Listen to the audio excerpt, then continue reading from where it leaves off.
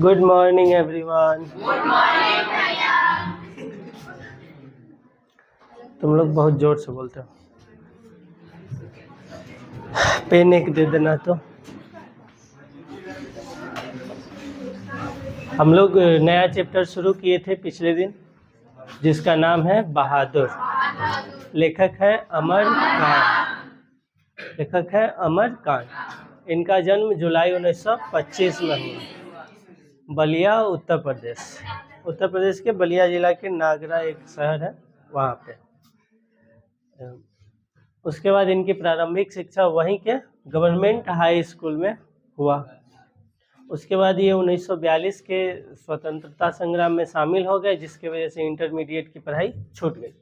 1946 में पुनः ये इंटरमीडिएट की पढ़ाई पूरी किए, वहीं बलिया के एक नॉर्मल से कॉलेज से, जिसका नाम Allahabad college Ballia intermediate Karja, Satish Chandra college से इंटरमीडिएट 1946 में किससे किए? सतीश इंटरमीडिएट कॉलेज से। और 1947 ईस्वी में इलाहाबाद विश्वविद्यालय से बीए किया, और 48 ईस्वी में आगरा के दैनिक पत्र जो था, जिसका नाम था सैनिक, उसमें शामिल हो गए। उसके बाद अनेकों पत्र में शामिल हुए, लेखन कार्य आगे जारी रखे। और एक बहुत अच्छी कहानी है जो बहादुर है, एक निम्न वर्ग और मध्यम वर्ग के बीच के जो भी कहानी होती है, जो लोगों की जीवन शैली होती है, उसके बारे में ये बताते हैं। यहाँ पे अमरकांत की प्रस्तुत कहानी में मझोले शहर के नौकर की लालसा वाले एक निम्न मध्य वर्गीय परिवार में काम करने वाले बहादुर की कहानी है। किसकी कहानी है? बहादुर की।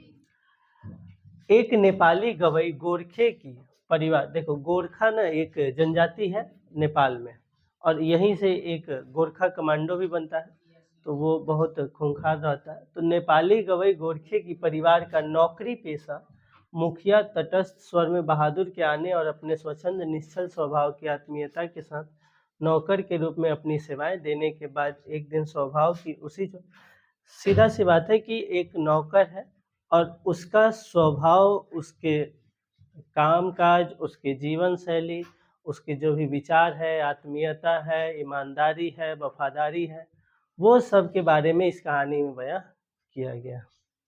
बाकी देखते हैं हम लोग कहानी का नाम है बहादुर। आप इस क्यूआर को स्कैन करके आप पेमेंट नहीं कर सकते हैं, ये कहानी का क्यूआर है। पेमेंट करने वाला रहता तब ना। ये देखो, इसको स्कैन करके आप देख सकते हैं कि आखिर क्या। ये हो सकता है जो जिस प्रकाशन का बुक होगा उस प्रकाशन का कहीं क्यूआर होगा। हाँ, बुक का क्यूआर हो सकता है। चलिए कहानी को शुरू किया जाए बिना कोई देरी के।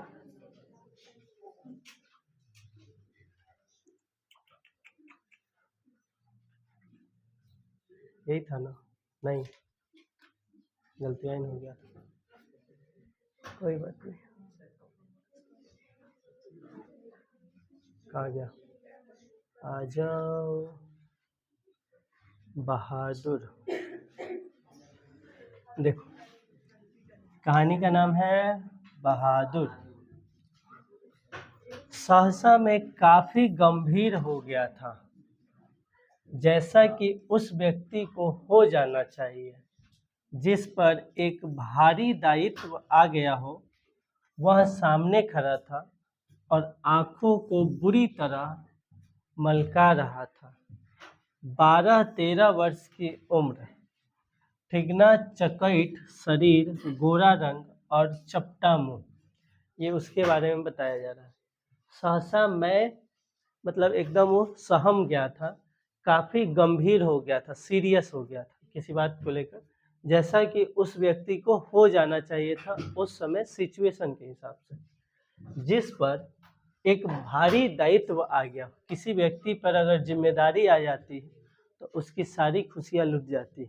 जैसे देखो, इस सब कोई मतलब नहीं। दायित्व आ गया हो, वह सामने खड़ा था और आंखों को बुरी तरह से मलका रहा था। आंखों को बुरी तरह से क्या कर रहा था? ठीक है। 12-13 वर्ष की उम्र। उम्र कितने वर्ष की? 12 से 13 वर्ष। आपसे पूछा जा सकता है कि बहादुर कितने वर्ष का था, तो 12 से 13 वर्ष। ठिगना चकैत शरीर, मतलब शरीर एकदम गठीला था, गोरा रंग था और चपटा मुंह था। मुंह कैसा था? चपटा। वह सफेद नेकर आधी बाह की ही सफेद कमीज और भूरे रंग का पुराना जूता पहने था। हम नया पहने, भूरे रंग के पुराना जूता पहने हुए था।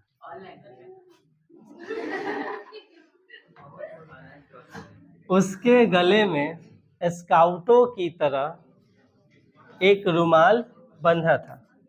स्काउट ऐसे करके जो बंधा हुआ रहता है ना, उसी को बोला जाता है। तो वो रुमाल बांधे हुए था, स्काउट नहीं था। उसको घेर कर परिवार के अन्य लोग खड़े थे, मतलब उसको चारों तरफ से घेर कर परिवार के जो बाकी लोग थे वो खड़े थे।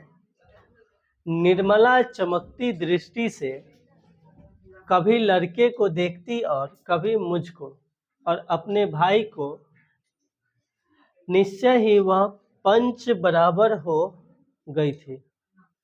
कहा यह जा रहा है कि जो एक निर्मला है वो चमकती दृष्टि से कभी उस लड़के को देखती थी, तो कभी हमको देखती थी, मुझको, और कभी भाई को देखती थी। निश्चय ही वह पंच बराबर हो गई थी। उसको लेकर मेरे साले साहब आए थे। नौकर रखना कोई कारणों से बहुत जरूरी हो गया। मतलब उसको नौकरी करने के लिए, जो जहाँ पर नौकरी करेगा उनके जो भी साले हैं, साले साहब आप लोग समझते होंगे रिश्तेदार में किसको कहा जाता है, तो वही उनको लेकर के आया था। किसको? बहादुर को, नौकर रखने के लिए, कामकाज करने के लिए। मेरे सभी भाई और रिश्तेदार अच्छे ओहदे पर थे और उन सभी के यहाँ नौकर थे। इस घर में जो है, तो इसके जो भी रिश्तेदार हैं ये सब लोग थोड़ा अच्छे फैमिली से हैं और सभी के घर में नौकर है, लेकिन इसके घर में नौकर नहीं था। तो इसके घर में नौकर के लिए लाया जाता है किसको? बहादुर को, कि इसके घर में भी एक नौकर रहेगा जो कामकाज करेगा।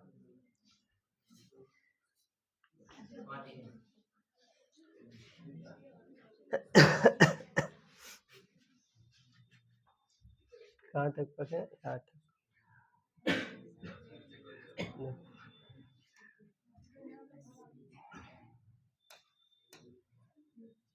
उसको लेकर मेरे साले साहब आए थे। कौन लाया था?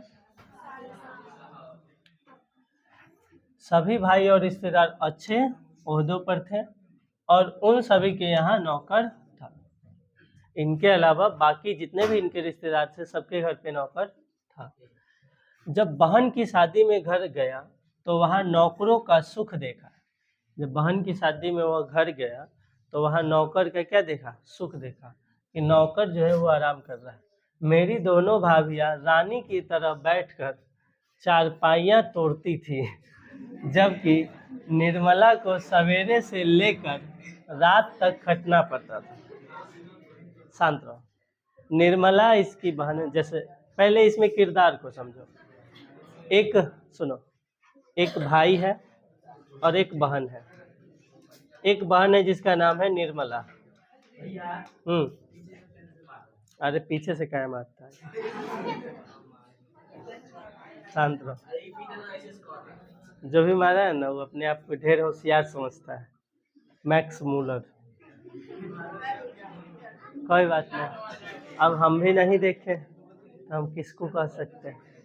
इधर देखो, जाने दो, मने मने गरिया लो। इधर देखो। और एक भाई है, ओए, एक भाई है जिसका नाम अभी तक पता नहीं चला। उसके बाद एक नौकर है जिसका नाम है बहादुर। अब इस कहानी में बोल कौन रहा है? तो इस कहानी में बोल रहा है भाई। नौकर के बारे में भी और बहन के बारे में भी, जिसके बारे में भी बोल रहे हैं। तो ये जो भाई, हाँ, निर्मला पत्नी थी।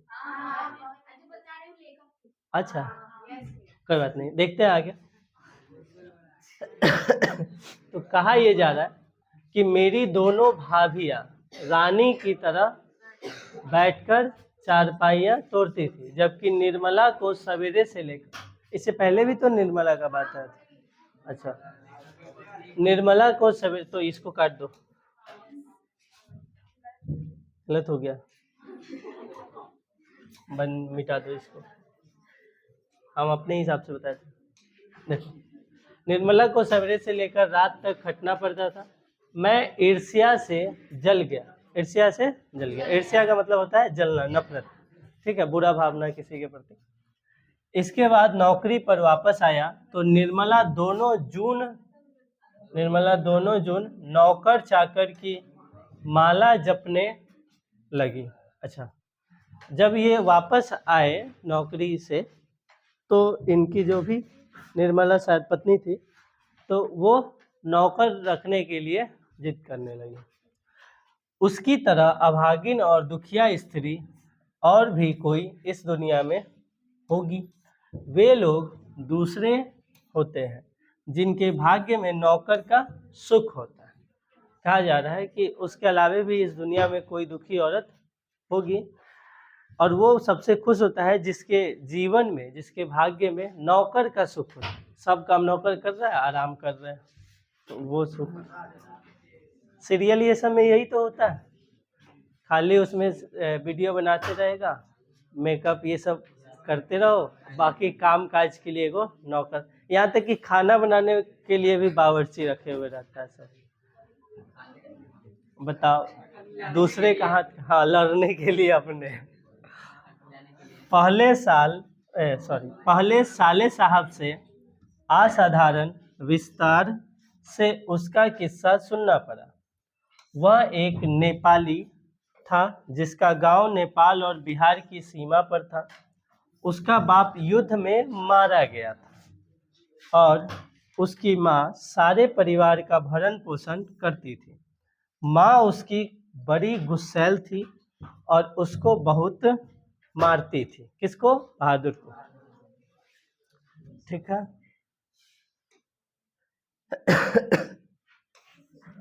बहादुर को बहुत ज्यादा मारा जाता था। हाँ, ठीक है, ये पेज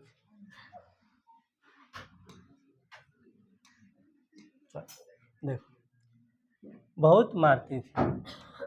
माँ चाहती थी कि लड़का घर के काम धाम में हाथ बटाए, जबकि वह पहाड़ या जंगलों में निकल जाता और पेड़ों पर चढ़कर चिड़ियों के घोंसले में हाथ डालकर उनके बच्चे पकड़ता या फल तोड़ तोड़ कर खाता। ये जो बहादुर है, इसका घर है नेपाल में, बिहार और नेपाल के बॉर्डर पर। जो नेपाल देश है वो बिहार से सटा हुआ है, बिहार यूपी से, तो बॉर्डर पे इसका घर है। किसी युद्ध में इसके पिताजी का देहांत हो गया है और इसकी माँ जो है अब अकेले पूरा काम संभालना है, तो भाई गुस्सैल है और इसको बहुत ज़्यादा मारती भी है। और इसका काम भी इसने, ये घर का काम और बाकी हाथ बटाने के वजह ये करता क्या है, तो पहाड़ पर चल जाता है, नेपाल पहाड़ी एरिया है, तो ये चल जाता है पहाड़ पे घूमने, दो चार को दोस्त सबके साथ। वहाँ पे क्या करता है, तो पेड़ पर चढ़ जाता है और चिड़िया के घोंसले में से उसका बच्चा पकड़ता है या फिर अंडा पकड़ के खा जाता है। ऐसा नहीं कहा, ऐसा इसमें नहीं बोला गया, वो थोड़ा सा हम अपनी तरफ से ऐड कर दिए।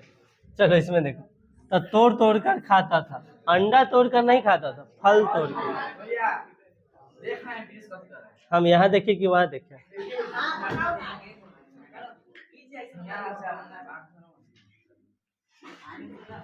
कभी कभी वह पशुओं को चराने के लिए ले जाता था। उसने एक बार उस भैंस को बहुत मारा। अब यहाँ पर थोड़ा देर के लिए स्टॉप करते हैं, थोड़ा सा के लक्षण न सुधरेगा। इतना हिम्मत कैसे हो जाता है कि हाँ हम यहाँ पढ़ा रहे हैं और बीच में डिस्टर्ब करने का, इतना हिम्मत होता कैसे है? ट्वेल्थ में जो भी है, दीपराज है, बाबा है, शिवम है, चाहे कोई भी है, वो सबको इतना हिम्मत नहीं होता है, लेकिन तुम लोग उससे छोटे हो, फिर भी ऐसा लगता है जैसे हम पढ़ने आए हैं और तुम लोग पढ़ाने आए हो। आखिर इतना हिम्मत का, ये जो पावर है, जो घमंड है, जो ईगो है, ये आखिर तुम्हारे पीछे सपोर्ट में कौन है जिसके वजह से इतना ईगो घमंड है? कोई तो होगा कि हाँ हम कुछ कर ले तो वो बचा लेगा, इसी वजह से होता है। या फिर अपने आप में इतना आगे बढ़ चुके होंगे जिससे कोई दिक्कत नहीं होगा। इतना समझदारी नहीं है। दोनों को कल पीटे भी है, सुनाए भी है, बोल भी दिए कि बाहर चल जाओ, फिर भी वही हाल है। और बाकियों का ऐसा नहीं कि वही दोनों है, उसके अलावे भी कई को है। इतना ज्यादा होशियार बनने की क्या जरूरत है? तुमको लगता है कि हाँ हम होशियार है, तो फिर यहाँ आने की क्या जरूरत है? मत आओ। अगर तुमको ऐसा लगता है कि हाँ हमको इनका बात सुनने की जरूरत नहीं है, तो कह लिए सुन रहे हो, मत सुनो। यहाँ आने की जरूरत नहीं है तो मत आओ। यहाँ आएंगे भी, क्लास में बैठेंगे भी, लेकिन सुनेंगे नहीं, तो फिर क्यों आना ही क्यों है? फिर अभी मत कर, फालतू में टाइम बर्बाद कर रहे हो।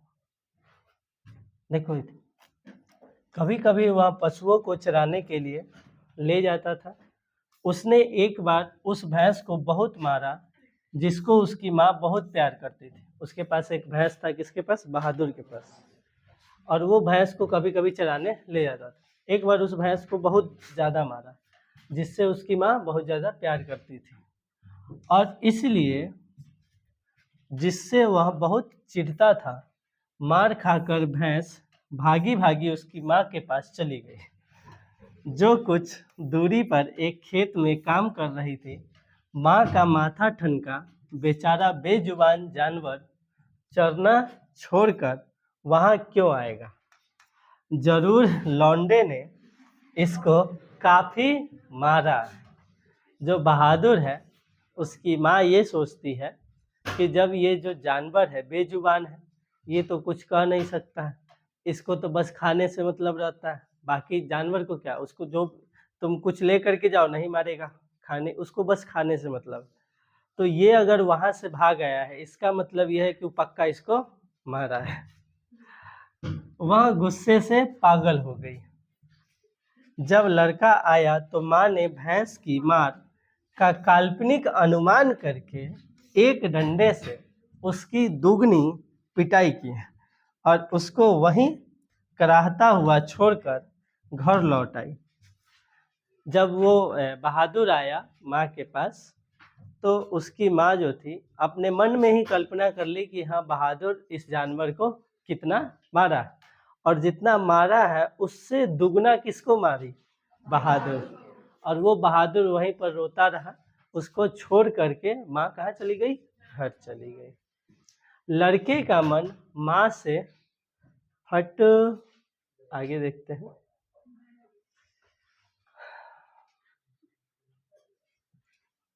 माँ से फट गया और वह रात भर जंगल में छिपा था। मतलब वो रात भर घर नहीं आया, जंगल में ही रह गया। देखो इसको कहते हैं डर। हम लोग के समय में भी ऐसे कुटाई होता था। बैग कहे हो जाता है जी, टीपना होता है, कोई टीप देते हैं, कोई आ जाओ।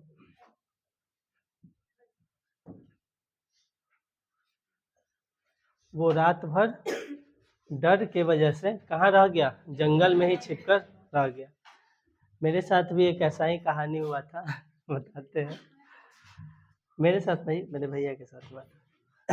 हुआ क्या था कि हम लोग छोटे थे, तो एक दिन किसी को मार दिए थे, जैसे कुत्ता को मारना होता है ना।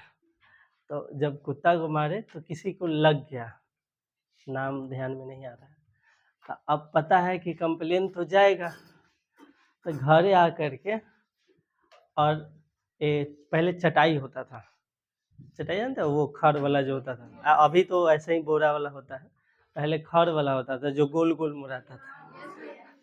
अब उसमें जा कर के वो छिप गया, गोल गोल मुड़ा करके और खड़ा हो गया। अब भाई सबको लग रहा है कि चटाई है, उसमें पते नहीं चल रहा, पूरा खुजाई हुआ रात भर उसमें। और 10 बजे के आसपास, ठंडी का मौसम था भाई, कुछ ज़्यादा ही खुजाई हुआ, भाई ठंडी का मौसम है, तबीयत तबीयत खराब हो जाएगा, कहाँ है आखिर। और हुआ क्या था कि उसी समय कोई मेला भी लगा हुआ था आसपास में, किसी चीज़ का मेला था पता नहीं, तो उसमें भी बहुत खोजा हुआ। सब लोग गए वहाँ पर भी कि कहाँ चला गया, वहाँ भी नहीं मिला। आस पड़ोस में पूरा गांव जगा हुआ था 10 बजे तक, नहीं मिला। और सब बाहर खोज रहा है, घर में कोई नहीं खोज रहा है। यहाँ गया वहाँ गया, कहाँ गया पता नहीं, लेकिन घर में कोई नहीं खोज रहा है कि कहाँ गया। बाद में 10 बजे के आसपास मम्मी जैसे बताती है, अब हमको थोड़ी पता है कि वो अपने आप जा करके और निकला उसमें से और बिछावन पे जा करके सो गया। जब बाद में फिर घर में मम्मी आई, तब देखी कि यार ये तो सोया हुआ है, सब बाहर परेशान है। तब उससे पूछा गया कि उस समय से कहाँ था, कहे कि ऐसा तो है नहीं कि घर में सब लोग देखेंगे और बाहर खोज रहे होंगे। तो उस समय से तो वही बताया कि वो जो सामने रखा हुआ है ना, हम उसी में थे। तो इसको कहते हैं डर। इतना डर। तो उसमें काहे छिपा था, तो हम मारे थे ना, तो उनको कंप्लेन आया नहीं था। आया नहीं था, अगले दिन कंप्लेन आया कि हाँ ऐसा ऐसा हुआ था। तो सब बात पहले ही पता चल गया कि हाँ ऐसा हुआ था, जिसकी वजह से हम उसमें छिपे हुए थे। बाद में जा कर के वहाँ पे सो गए। तो इसको कहते हैं डर। तो बहादुर के पास भी वैसा ही एक डर है। बेचारा इतना जंगल में रात भर रुक गया, उसको डर नहीं लगा, लेकिन माँ से उसको ज़्यादा डर लगा कि माँ के पास जाने से अच्छा है कि जंगल में ही रुक जाए। सोचो, जब सवेरा होने को आया तो वह घर पहुंचा और किसी तरह अंदर चोरी चुपके घुस गया। फिर उसने घी की हांडिया में हाथ डालकर माँ के रखे रुपयों में से 2 रुपए निकाल लिए। अंत में 9 2 11 हो गया, मतलब भाग गया। गया किसी तरह से घर के अंदर चला गया, और जहाँ पे उसकी माँ पैसा छिपा कर रखती थी, घी की हांडी, मतलब पहले होता है क्या था कि घी को एक कटहरी या फिर घैला ऐसे ही बोला जाता है, क्या बोला जाता है उसको, हांडी ही समझो। मिट्टी के बर्तन में पहले घी को रखा जाता था, दही को जमाया जाता था, तो उसी में पैसा रखती थी और उसको ऐसे ऊपर टांग करके रखते थे। तो उसमें हाथ डाल करके ये कितने रुपए निकाल लिए, 2 रुपए निकाल लिए और वहां से भाग गया। वहां से 6 मील की दूरी पर बस स्टेशन था, वहां गोरखपुर जाने वाली बस थी। देखो, मील जो होता है, ये मील नॉर्मली आता है इसमें, समुद्र की दूरी मापने के लिए मील का प्रयोग करते हैं। ये लगभग 1.6 किलोमीटर के आसपास होता है, ठीक है। 1.6 किलोमीटर के आसपास को एक मील बोलते हैं। इसके आगे भी होता है, 1.63 करके कुछ होता है। तो इतने किलोमीटर को एक मील बोलते हैं। समुद्र की दूरी को मील में ही मापा जाता है, नॉटिकल मील में, ठीक है। तो वहां से कितने मील की दूरी पर था, 6 मील की दूरी पर क्या था, तो बस स्टेशन, और वहां से गोरखपुर जाने वाली बस मिलती थी। तुम्हारा नाम क्या है, जी मैंने पूछा। दिल बहादुर साहब।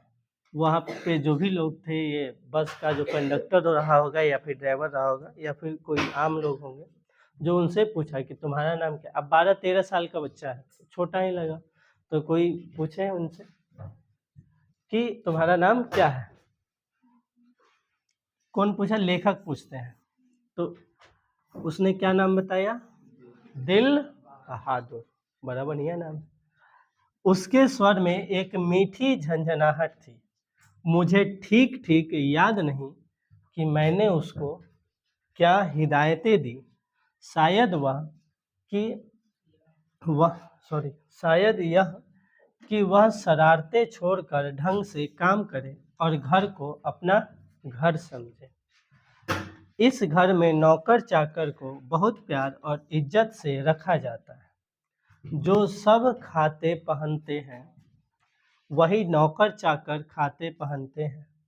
अगर वह यहाँ रह गया तो ढंग शऊर सीख जाएगा, घर के और लड़कों की तरह पढ़ लिख जाएगा और उसकी ज़िंदगी सुधर जाएगी। ये जो लेखक हैं ये उसका नाम पूछते हैं और ये कहते हैं कि हमको पता नहीं कि उसको हम क्या समझाएं, क्या हिदायतें दिए, हमको पता नहीं, लेकिन उसको इतना ज़रूर बोले होंगे कि यहाँ जो काम करेगा इस घर को अपना ही घर समझो, ठीक है, यहाँ अच्छे तरह से रहो, काम करो। अगर तुम यहाँ रहते हो तो तुमको बहुत अच्छा जीवन एक जीने को मिलेगा। जो बाकी लोग खाते हैं तुम भी वही खाओगे, जो बाकी लोग जिस तरह से रहते हैं तुमको भी वैसे ही रहना है। अगर यहाँ रहोगे तो पढ़ाई लिखाई में भी कुछ अच्छा कर सकते हो। ये सारी चीज़ें लेखक बताते हैं।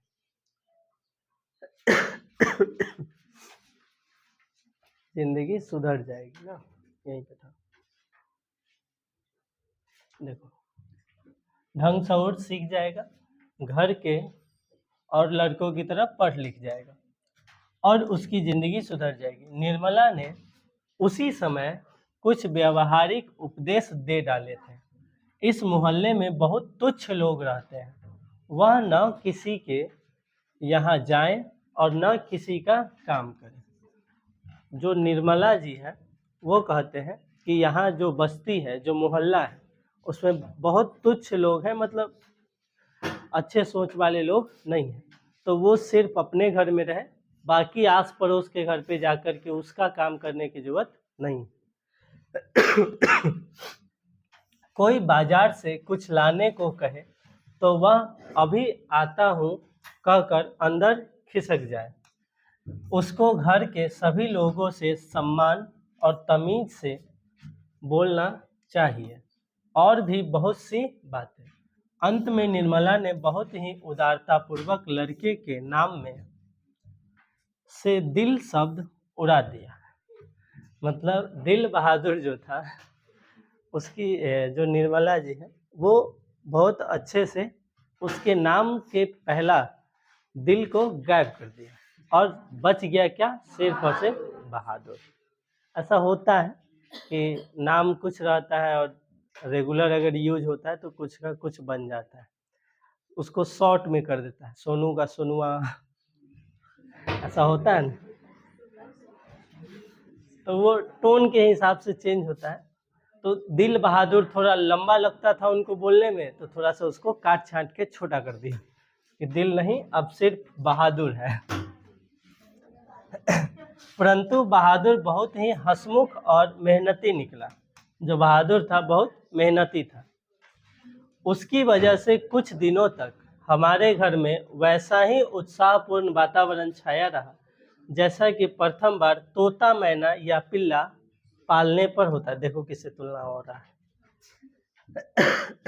पहली बार तोता मैना या फिर कोई पिल्ला, पिल्ला किसको बोलते हैं, कुत्ते के बच्चे को।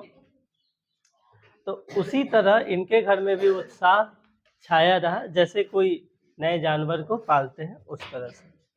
सवेरे सवेरे ही मोहल्ले के छोटे लड़के घर के अंदर आकर खड़े हो जाते हैं और उसको देखकर हंसते या तरह तरह के प्रश्न करते हैं। बाकी जो पड़ोस के जो भी लड़के थे मोहल्ले के, वो सुबह सुबह आ जाते हैं और उसको देख करके हंसते थे और कुछ कुछ पूछते थे। ठीक है, ए तुम लोग छिपकली को क्या कहते हो? बात सही है। जो बाकी मोहल्ले के लड़के हैं वो उससे पूछते हैं कि तुम लोग छिपकली को क्या कहते हैं? तुमने शेर देखा है? ऐसी ही बात है। उससे पहाड़ी गाने की फरमाइश की जाती। घर में घर के लोग भी उससे इसी प्रकार की छेड़खानियां करते थे। वह जितना उत्तर देता था उससे अधिक हंसता था। वो जितना उत्तर देता था उससे ज्यादा वो क्या करता था, हंसता था।